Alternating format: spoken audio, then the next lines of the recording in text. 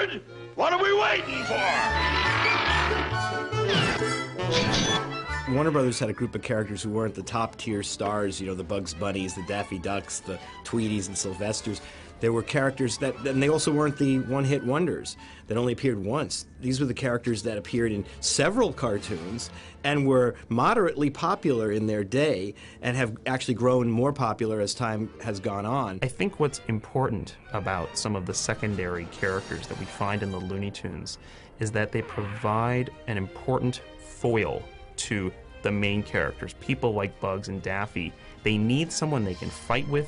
They need someone that can be a challenge. They need someone that can give them something new that they can work against. And we have plenty of other places where we see these characters interacting with the characters that we already know very well. So it gives the viewer, it gives the directors and the writers a chance to really explore other parts of the main characters' personalities by giving them something new to deal with.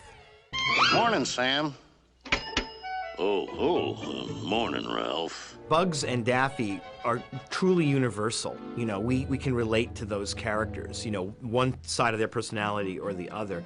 I think on some of the supporting characters, they are just a small, minute piece of our personality and not one that we completely identify with all the time. For example, Sam and Ralph, the sheepdog. We all relate to the fact that they go into work and they punch the clock, you know, and they're friends. And then they're both adversaries. One's a control freak, and the other one is just trying to get something to eat. Hello, Fred. Hello, Ralph. The wolf has the same problems the coyote does, but in this case, the sheepdog somehow manages to be where he can do the most damage, but you never see him moving, except walking at the beginning. Morning, Ralph. Morning, Sam. He was called Ralph because we actually had a gag man named Ralph Wolf, so I just called him Ralph for that reason. It sounded right.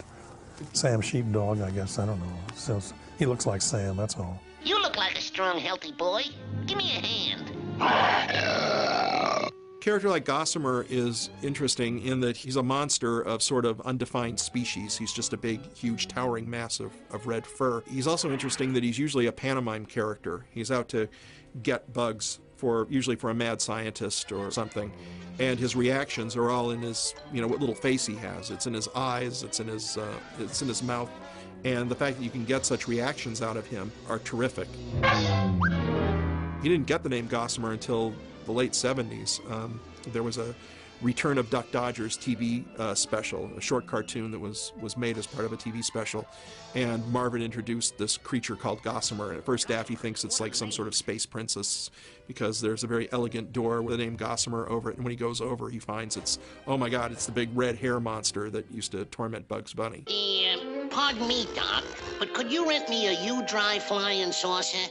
I've got to get back to the Earth. The Earth? Oh, the Earth will be gone in just a few seconds. Marvin the Martian and the Tasmanian Devil were in only 5 or 6 cartoons. Tasmanian Devil was only in 5 cartoons in the old days.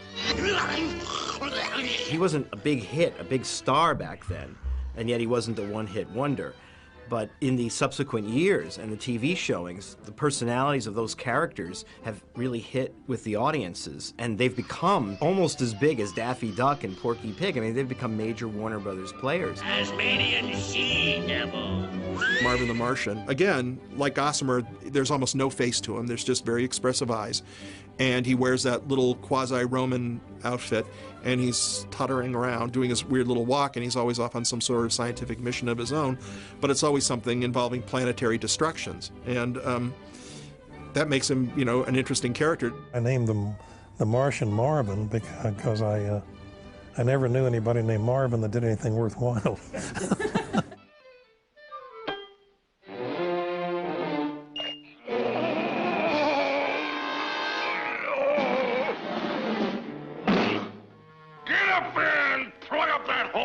I really love those 3 bears. Those Chuck Jones 3 bears are really classic characters.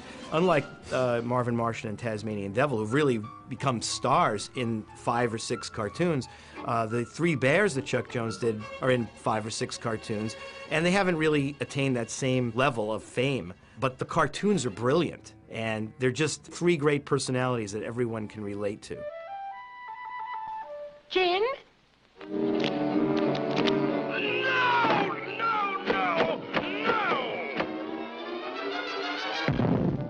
It's just a profoundly dysfunctional family. Mom is so, limp-ragged and willing to be with this complete lunatic, and that they have this 7-foot-tall, 400-pound baby in a diaper. Faithful old Paul.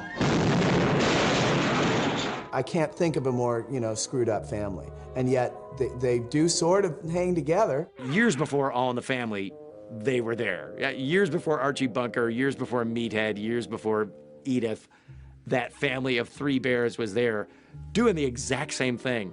I think those cartoons are really underrated and really important and really satirical in a way that's subversive. Come on out of there! Are you gonna eat us or not? No!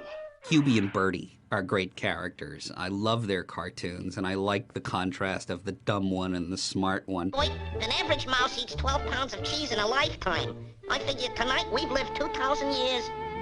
Hubie, I'll never be able to touch this stuff again. Their vocal dynamic, often done by Mel Blanc and Stan Freberg, is one of the smart guy who knows everything and the dumb guy who's trying to do what the smart guy does. You're not smart enough to push buttons, and yeah, I get to push a button, I get to push a button. All we want is that you should eat us up, Mr. Cat.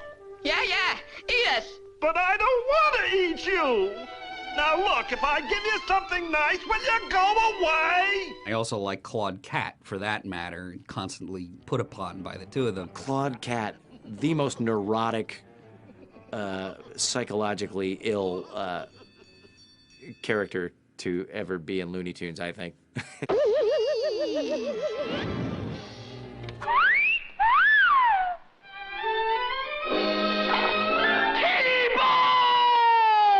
I really love that little flea that's only in a couple of cartoons. That's in Itch in Time and the Horsefly Fleas. But that little A flea character who's like a kind of a backwoods flea and riding a horsefly. He has his little pick and he's just trying to cause chaos on whatever animal he lands on. The flea was a fun little character. He had that, Food Around the Mountain song. There's food around the corner, food around the corner, food around the corner for me.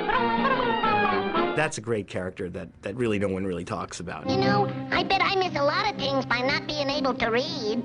May I? Please do. Why, thank you. The Goofy Gophers, they're so absolutely polite and accommodating to one another.